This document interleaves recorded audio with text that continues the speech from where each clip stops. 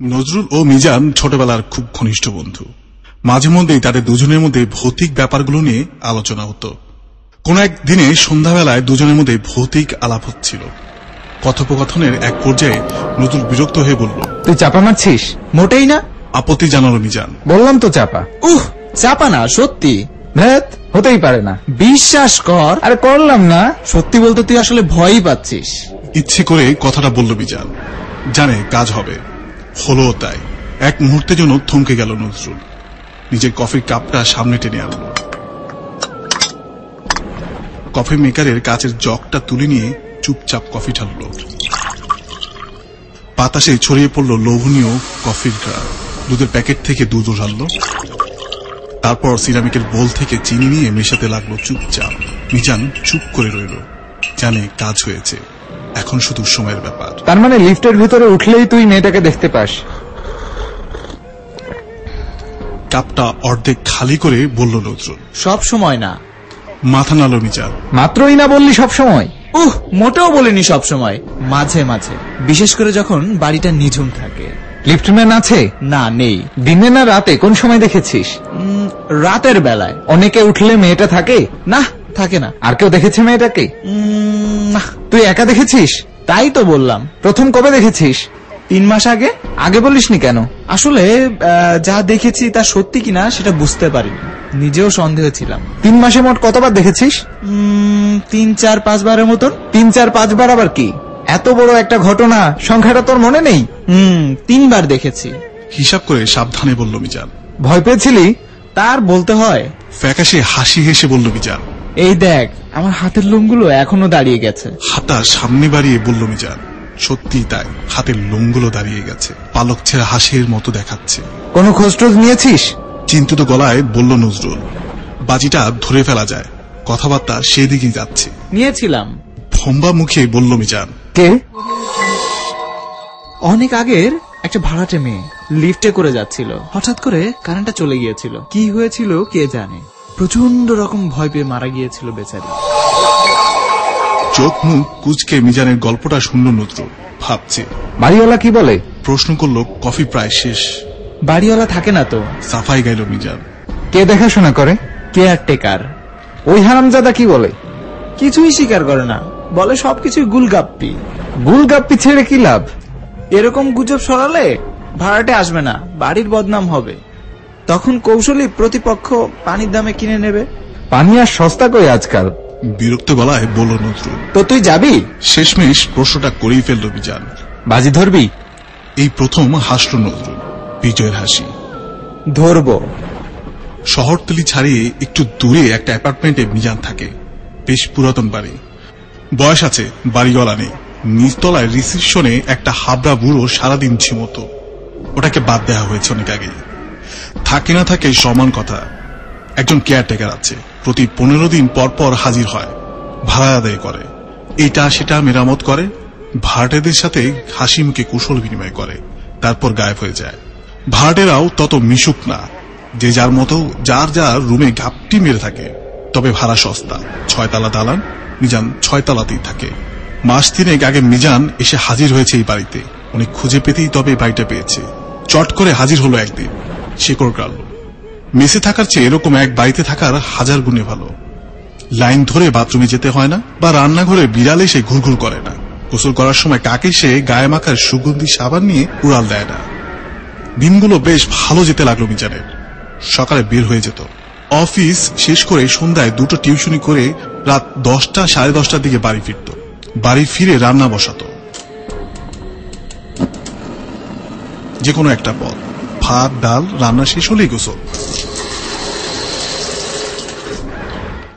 তারপর খাওয়া দাওয়া শেষ করে একটা পত্রিকা বা বই নিয়ে বিছানায় চলে যেত।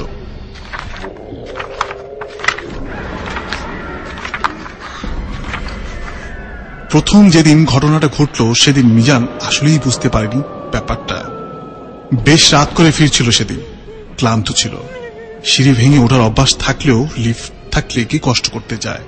সবাই লিফটই ব্যবহার করে। এক জরিপে দেখা গেছে এত পরিশ্রমী যে চাইনিজ বা জাপানিজ, ওরাও লিফট পেলে আর সিঁড়ি ব্যবহার করতে চায় না। লিফটম্যান নেই, কখনোই থাকে না।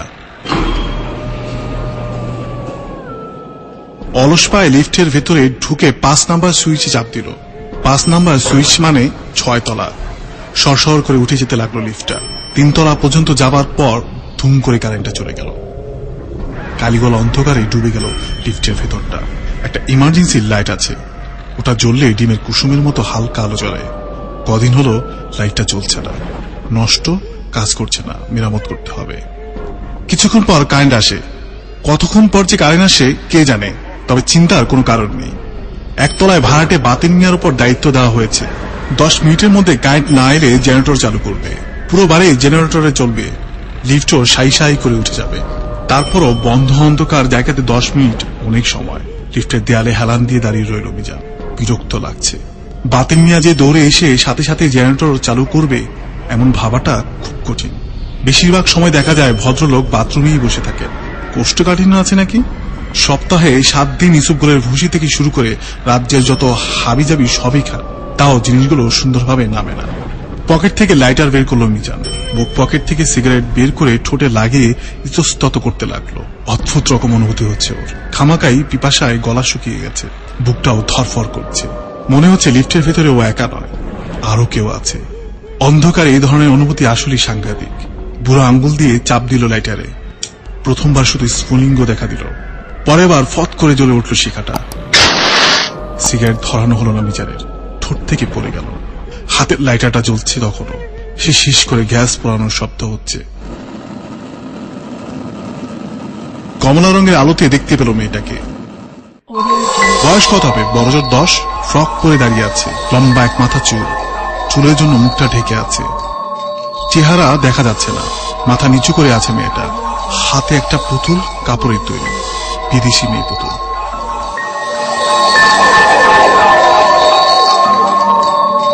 শ্বাস নিতে পারছে না মিজান। লিফটেও একা উঠেছিল, সাথে অন্য কেউ ছিল না। লিফটের ভেতরেও আগে থেকে আর কেউ ছিল না। হঠাৎ করে লাইটারটা নিভে গেল। অন্ধকার কাঠ হয়ে দাঁড়িয়ে রইল মিজান। বুকেও ধুকপুক শুনতে পারছে। ব্যস্ত একজোড়া কামার যেন বিশাল 2 হাতুড়ি দিয়ে লোহার হৃৎপিণ্ডটা পিটাচ্ছে। খামাকাই ভয় পাচ্ছে মিজান। নিজেকে নিজে সান্ত্বনা দিল। হয়তো মেয়েটা লিফটের ভিতরে আগেই ছিল, অন্য মনস্ক থাকায় দেখতে পায়নি। তুচ্ছ কারণে মানুষ ভয় পায় না। ঠোক কিনল, আসলে গেলার চেষ্টা করল। তারপর কাপা কাপা হাতে লাইটারে চাপ দিল। অনেকবার চেষ্টা করার পর আলোটা জ্বলে উঠল। শিখাটা স্থির। সে আলোতে দেখতে পেল খা খা করছে লিফটের ভেতরটা। কেউ নেই। ধপাস করে লিফটের মেঝেতে বসে পড়ল মিজান। ভয় চলে যাবার পর অসম্ভব ক্লান্ত লাগছে নিজেকে। মেঝেতে বসে হাঁপাতে লাগলো। আর তখনই হঠাৎ করেই জেনারেটর চালু হয়ে গেল। সরসর করে উঠতে লাগলো লিফটটা।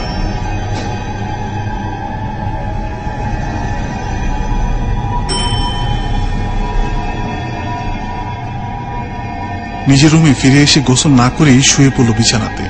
সারা শরীর কাঁপিয়ে জ্বর এলো। আশ্চর্য, সারা রাত ঘুমের মধ্যে আজগুবি সব স্বপ্ন দেখল মিজান। আগা মাথা নেই। ঘুমের ঘরে মনে হলো বাইরে একটা মেয়ে হাঁটছে।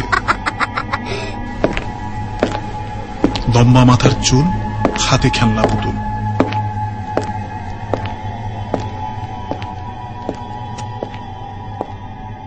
পরদিন ঘুম ভাঙে পেট ভর্তি খিদে নিয়ে। ডিম ভাজা আর পাউরুটি দিয়ে নাস্তা করার পর আগে রাতের কথা মনে হতেই প্রাণ খুলে আসলো মিজান। বাপরে, একটা অভিজ্ঞতা বটে। নজরুলকে বললে টিটকারি দিয়ে ওকে মেরেই ফেলবে। নজরুল মাঝখানে ভূত শিকারী হিসাবে বেশ বিখ্যাত হয়ে গিয়েছিল। বন্ধুদের সাথে বাজি ধরে ভূতের বাড়িগুলোতে রাত কাটাতো, প্রতিবারই জিতত। ভৌতিক হিসাবে বিখ্যাত বাড়িতে গিয়ে কাঁথা মুড়ি দিয়ে শুয়ে পড়ত। পরদিন সকালে চোখ মুখ কসলাতে কসলাতে এসে হাত পাতত বাজির টাকার জন্য। মিজান ছিল ভিতর ডিমের অমলেট। নজরুলের মতো সাহসী হতে পারেনি কখনই। চেষ্টা করেছে, লাভ হয়নি। অন্ধকারে বাদুরের ডাক শুনেও ভয় পায় মিজান। শুধু হরর গল্প পড়তে ভালোবাসে। ফুতুরে বাড়ি খোঁজ পেলে সোজা দৌড়ে যেত নজরুলের কাছে। নজরুল মুচকি হেসে বলতো, কত দেবী?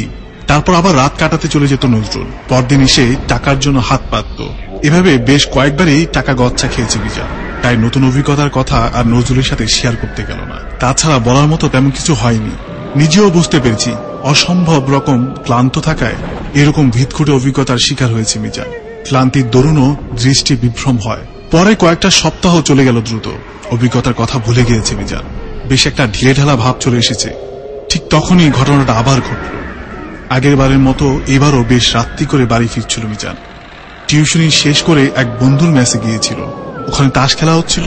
গিয়ে দেখে আরো পুরনো কয়েক বন্ধু আড্ডা মারছে। বসে গেল সবাই, একটু খাওয়া দাওয়া, আড্ডা, পাঁঠার মাংস ছিল, এই আর কি। বাড়ি যখন ফিরলো তখন পুরো বাড়িটাই মরে গেছে, সবাই ঘুমিয়ে কাঁদা। এতদিন হয়ে গেল, তারপরও প্রতিবেশী কারো সাথে তেমন চেনা পরিচয় হলো না। ব্যাপারটা বিদঘুটে। আজকাল সবাই আমেরিকানদের মতো আত্মকেন্দ্রিক হয়ে গেছে।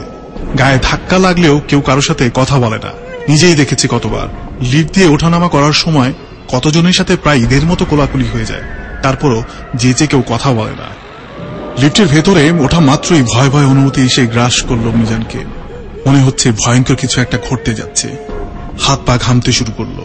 4 তলা পর্যন্ত লিফটটা আসতেই তহপ করে কারেন্টটা চলে গেল। খুটখুটি অন্ধকারে ডুবে গেল চারদিকটা। সাথে সাথে মিজান বুঝতে পারলো আবার কোনো অপ্রাকৃত ঘটনার মুখোমুখি হতে যাচ্ছে সে। ওর মনই এমনটা বলছে। চুপচাপ লিফটের এক কোণে সেটে দাঁড়িয়ে রইল। ধাতব লিফটের স্পর্শে শরীরটা শিরশির করে উঠল। কিছু একটা শোনার আশায় কান পেতে রইল মিজান। মাত্র কয়েকটা মুহূর্ত, তারপরেই বুঝতে পারল লিফটের ভেতরে আরো কেউ আছে। ও একা না। ভয়ে শরীরটা হিম হয়ে গেল। গতবার না জেনে লাইটার জ্বেলেছিল, এবার জানার পর আর সাহস করে লাইটার জ্বালাতে পারছে না। দর দর করে ঘামছে মিজান। মনে মনে আয়তুল কুরসি পড়ছে। হায় আল্লাহ, কারেন্ট আসছে না কেন? বাতিল নিয়ে এসে জেনারেটর চালু করছে না কেন? কতক্ষণ থাকতে হবে এই অন্ধকার লিফটের মধ্যে? 7-5 ভেবে লাইটারের জন্য পকেটে হাত দিল। কাপা কাপা হাত বের করে আনলো সেটা। বহু কষ্টে বহু পরিশ্রমে চাপ দিল। হুশ করে জ্বলে উঠল উজ্জ্বল শিখা। আশ্বস্ত হলো মিজান, না কিচ্ছু নেই। খামাখাই ভয় পাচ্ছিল। হেসে উঠল শব্দ করে। এমন সময় পাশ থেকে কে যেন ফু দিয়ে আগুনের শিখাটা নিভিয়ে দিল। বুক ফাটা এক চিৎকার করে দৌড়ে লিফটের অন্য কোণায় চলে গেল মিজান। অন্ধকার থাকায় কপালটা ঠকাস করে ঢুকে গেল লিফটের দেয়ালে। সেখানে লিফটের দেয়ালে মুখটা ঠেসে হাউ হাউ করে কাঁদতে লাগলো মিজান।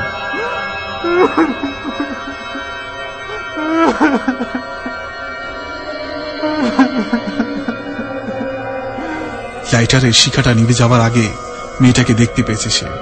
সেই মেয়েটাই, সাদা একটা ফ্রক পরনে, লম্বা মাথার চুল, হাতে একটা পুতুল ধরে আছে। মনে হয় কয়েকশো কোটি বছর পর জেনারেটর চালু হলো। সেই সাথে চালু হলো লিফটটা। ধীরে ধীরে 6 তলার উপরে উঠে গেল লিফট। দরজা খোলার পর টলতে টলতে বের হয়ে এলো মিজান। নিজের রুমে গিয়েই জ্ঞান হারালো। পরে দীর্ঘ 1 মাস আর লিফট ব্যবহার করেনি মিজান। সিঁড়ি বেয়ে উপরে উঠত, ভুলেও লিফটের সামনে যায়নি। ওখানে তাকালেই বুকটা ধরফর করে উঠত। রাতের বেলায় যখন বাসায় ফিরত, লিফটটা তখন জ্যান্ত আতঙ্ক মনে হতো মিজানের কাছে। লোহার তৈরি দানবের মুখ। ভিতরে ঢুকলেই দরজা বন্ধ হয়ে যাবে, আর সাথে সাথে বিদ্যুৎ চলে যাবে। আর অন্ধকারের মধ্যে পুতুল হাতে দাঁড়িয়ে থাকবে মেয়েটা। কি বিভৎস! কথা প্রসঙ্গে বাতিন মিয়াকে একদিন ধরল মিজান। বাতিন মিয়া পুরাতন ভাড়াটে, অনেক বছর ধরেই আছে এই বাড়িতে। ঘুরিয়ে পেঁচিয়ে নানান ভাবে প্রসঙ্গটা তুলল মিজান। বাতিন মিয়া চোখ বড় বড় করে সব শুনল, তারপর সব জানতার মতো মাথা নাড়ল। শেষে স্বীকার করলো ঘটনা সত্যি। অনেক আগের ভাড়াটের মেয়ে ছিল সেই মেয়েটা। তখন জেনারেটর ছিল না। সম্ভবত 4 তলা ভাড়াটে ইলিয়াস মোস্তফার বিয়ে ছিল। এক রাতে লিফটে করে উপরে উঠছিল বা নামছিল মেয়েটা। হঠাৎ করে বিদ্যুৎ চলে যায়, আর দুর্ভাগ্যক্রমে লিফটের ভেতরে আটকে থাকে মেয়েটা। কতক্ষণ আটকে ছিল কেউ বলতে পারবে না। অনেক পরে যখন বিদ্যুৎ আসে, তার হয়তো অনেক পরে রিসেপশনে বুড়ো লোকটা ঝিমুতে ঝিমুতে লিফটের সামনে যায়, উপরে উঠবে। তখন মৃত দেহটা আবিষ্কার হয়। চেহারা দেখে মনে হয় দারুণ ভয় পেয়ে মারা গেছে বেচারি। এরপর থেকেই ভুতুরে ব্যাপারটা হয়। সবাই না, কেউ কেউ মাঝে মাঝে মেয়েটাকে দেখে ফেলে। লিফট ব্যবহার বন্ধ করে দেয় মিজান। কখনই আর লিফটে চড়েনি। অজানা এক আতঙ্ক তাড়া করে বেড়াতো ওকে। শেষবার যখন মেয়েটাকে দেখে, তখন সিঁড়ি বেয়ে উঠছিল মিজান।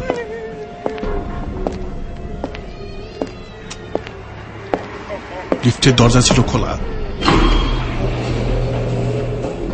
কি মনে যেন তাকিয়েছিল ওখানে। আর তখনই চোখ পড়ে যায় মেয়েটার উপর। আগের মতোই দৃশ্যটার কোনো রদবদল নেই। লম্বা চুল, ফ্রক, হাতি পুতুল। এই প্রথম মেয়েটার সাথে চোখাচোখি হলো মিজানের। সে এক ভয়াল দৃশ্য। মেয়েটার চোখের সামনে কোনো মনে নেই। পুরোটাই কালো কুচকুচে, মুখের কাটা সাংঘাতিক বড়। ঠোঁটের কোণ গিয়ে ঠেকেছে কানের লতির নিচে। সে অবস্থাতেই বিকট এক হাসি দিল মেয়েটা। দৌড়ে কিভাবে নিজের রুমে চলে এসেছে বলতে পারবে না মিজান। এরপর আর অপেক্ষা করার দরকার মনে করলো না মিজান, সোজা যোগাযোগ করলো নজরুলের সাথে। নজরুল পেশাদার ভূত শিকারী না, ভৌতিক ব্যাপারগুলো ওকে আকর্ষণ করে। ছোটবেলা থেকেই ছিল ডানপিটে আর মারাত্মক রকম সাহসী। ভূতের গন্ধ পেলেই ছুটে যেত। বন্ধুদের সাথে বাজি ধরে রাত কাটাতো কবরস্থানে, শ্মশানে আর পুরনো ভাঙা বাড়িতে। সারা জীবন অভিজ্ঞতা থেকে এইটুকু বুঝেছে সব ভুয়া। পৃথিবীতে ভূত বলে কিছুই নেই, সব মানুষের কল্পনা। ফালতু ভৌতিক গল্প লেখক আর হরর সিনেমা নির্মাতাদের কাণ্ড। ওরাই মানুষের মনে ভয়টা দিয়ে রাখে আর এটাকে পুঁজি করে আগারে বাগারে কাহিনী বানায়, পয়সা কামায়। মিজানের সাথে দীর্ঘক্ষণ কথা বলে এইটুকু বুঝতে পারলো পুরো ব্যাপারটাই মিজানের মনের ভুল। বাস্তবে মিজান অসম্ভব ভীত। ছোটবেলা থেকেই দেখেছে কতবার বাজি ধরে হেরেও গিয়েছে নজরুলের সাথে। ছোটবেলায় কতবার ফালতু মুখোশ পরে মিজানকে ভয় দেখিয়েছে নজরুল, কাজেই মনে মনে হেসে রাজি হয়ে গেল। তাছাড়া মিজানকে সাহায্য করার জন্য মনটা আকুপাকু করছে। বেচারা চেহারা দেখেই বোঝা যাচ্ছে ভীষণ রকম ভয় পেয়ে গেছে, অসম্ভব নার্ভাস। বেচারা সস্তা ভাড়ার জন্য কোথায় গিয়ে ফেসে গেছে। তাহলে কবে যাব? জানতে চাইল নজরুল। যখন খুশি। তাহলে কবে যাব? জানতে চাইল নজরুল। যখন খুশি। নার্ভাস ভাবে বলল মিজান। আমার বাড়ি আসতে হলে কি বলে কে আসতে হবে? তাহলে পরশুদিন? প্রস্তাব দিল নজরুল। সমস্যা কি? খুশি হলো মিজান। তুই আসলে আমার ভালোই লাগবে। এ বাড়িতে ওঠার পর তো তুই এখনো আসিসনি। বুঝলি কিনা, আজকাল দারুণ ব্যস্ত দিন যাচ্ছে। ব্যস্ত তো আমরা সবাই। নির্দিষ্ট দিনে বিকেল বেলাতেই চলে এলো নজরুল। পুরো বাড়িটা ভালো করে দেখে খুব হতাশ হলো বেচারা। এটা কিছু হলো? দেখতে মোটেও ভৌতিক বাড়ি মনে হচ্ছে না। বিল্ডিং এর অবস্থা খুবই কাহিল। মালিক মেরামত করে না, করতে চায় না। এমনিতেই তো ভাড়াটে আসে। আজ পর্যন্ত ফ্ল্যাট কখনোই খালি থাকেনি। কেউ সহজে উঠতেও চায় না। দেয়ালের এখানে ওখানে বট গাছের চারা বেড়ে উঠেছে ইচ্ছে মতো। কার্নিশগুলোতে শ্যাওলা পরে সবুজ কার্পেট হয়ে গেছে। লিফটের অবস্থাও বেশি ভালো না, পচা ধচা নোংরা। তারপরও ভালো কাজ করে। ভাড়াটিয়াদের কারো সাথে কথা বলার মতো মৌকা পেল না নজরুল। বাতেন মিয়াকে পেল। গম্ভীর ধরনের মানুষ, কথা কম বলে, হাঁ হুঁ করে যায়। তারপরও মিজানের গল্পের সত্যতা স্বীকার করলেন ভদ্রলোক। সত্যিই তাই, বাড়ির মধ্যেই এমন একটা ঘটনা ঘটেছিল বহু আগে। না, সে তখন ছিল না, শুনেছে। না, নিজে কখনো দেখেনি, কেউ কেউ দেখেছে। কথাবার্তা বলে বেশ সন্তুষ্ট হলো নজরুল। যাক, এখন দেখা যাক কি হয়। সন্ধ্যা পর্যন্ত আড্ডা মারল মিজানের সাথে। তাস খেললো, আবার বেশ কয়েকবার লিফটে ওঠানামা করলো। খামোগায় কিচ্ছুই হলো না। রাতের বেলা যখন মিজান ঘুমিয়ে পড়ল, তখনও একা একা আবার লিফটে বেয়ে ওঠানামা করলো। বাতেন মিয়াকে একবার দেখলো, দাঁত বের করে হাসছে। পরদিন সকালে ফেরত এলো নজরুল, ব্যর্থ। আমি এসেছি শুনে তোর ভূত পালিয়ে গেছে। হাসতে হাসতে বলল নজরুল। পরের সপ্তাহে আসিস। শুকনো মুখে বলল মিজান। পকেট থেকে বাজির টাকা অর্ধেক বের করে দিল। পরের সপ্তাহে বাকিটুকু দেবে। হাসতে হাসতে টাকা নিয়ে চলে গেল। পরের সপ্তাহে ঠিকই চলে এলো নজরুল।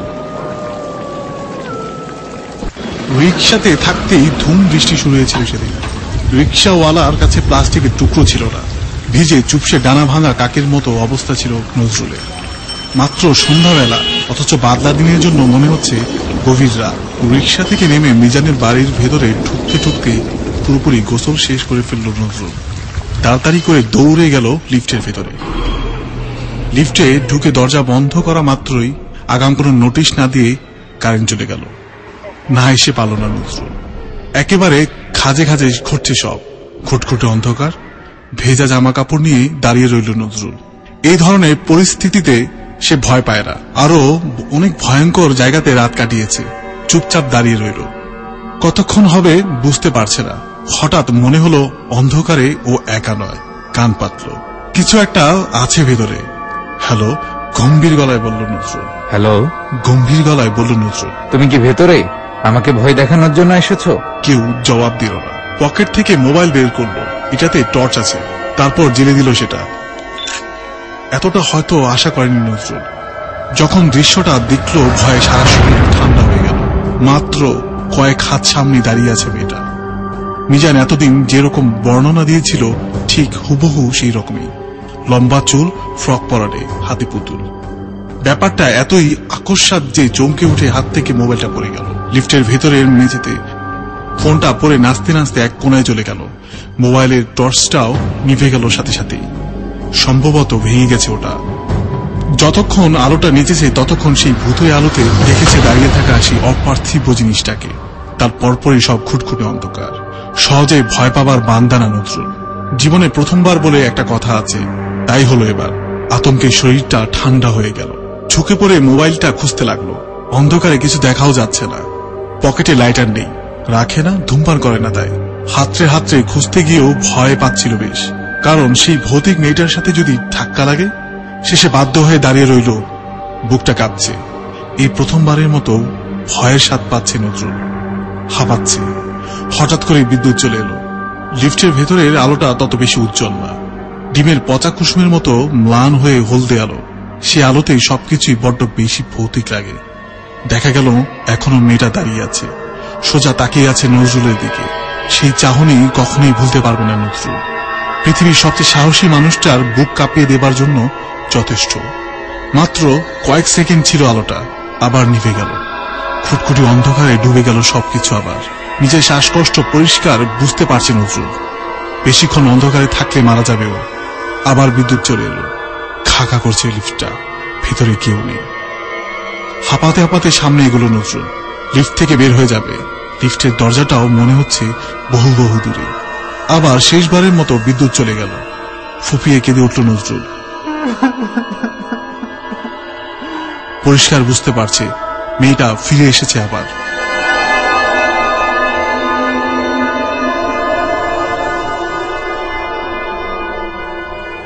আহা, থামুন তো। সান্ত্বনা দিলেন থানার দারোগা ইমান আলী। কান্নাকাটি করবেন না, কান্নাকাটি করার মতো এখানে কিছুই হয়নি। দারোগার সামনে বিশাল একটা ডেস্ক, সেটার উপরে হাবিজাবি নানা রকমের ফাইল, একটা কালো রঙের পুরনো দিনের টেলিফোন, একটা পিন কুশন। কুশন ভর্তি পিন গেঁথে আছে, যেন কুশনটার আকুপাংচার চিকিৎসা চলছে। ডেস্কের অন্য মাথায় কপাল ঠেকেই কাঁদছে মিজান। দরদর করে অশ্রু গড়িয়ে পড়ছে। এবার আর বাধা দিলেন না দারোগা ইমান আলী, চুপ করে রইলেন। কাঁদুক ছেলেটা। বিশ্বাস করুন স্যার, আমি নজরুলকে মারতে চাইনি। করলাম, শান্ত গলায় বললেন দারোগা ইমান আলী।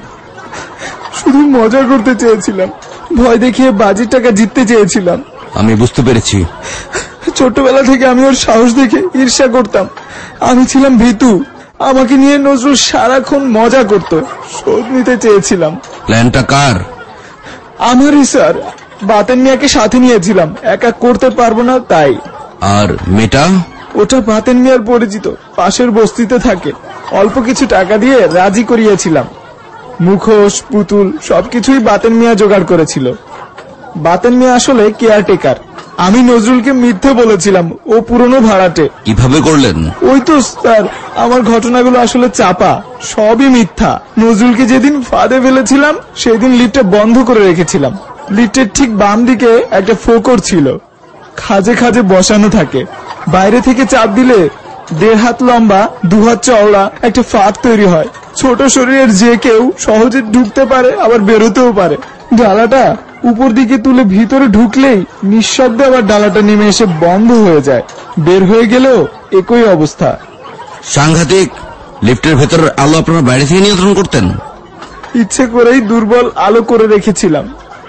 বাইরে থেকে সুইচে চাপ দিয়ে বাতেন মিয়া নিয়ন্ত্রণ করত। সেদিন আমরা বাইরেই ছিলাম। রিক্সা থেকে নজরুলকে নামতে দেখেই আমরা ঝটপট তৈরি হয়ে গিয়েছিলাম। নজরুল ভিতরে ঢুকতেই আমরা বাইরে থেকে সুইচ অফ করে দেই। আর মেয়েটা আগে থেকেই তৈরি ছিল, হাতে পুতুল আর মুখে মুখোশ। ফোকর দিয়ে মেয়েটা ঢুকে পড়লো ভিতরে। বাদ বাকি তো স্যার আপনিই জানেন। ভেবেছিলাম শুধু ভয়ই দেখাবো, কিন্তু ভয় পেয়ে যে সে মারা যাবে এটা ভাবতেই পারিনি।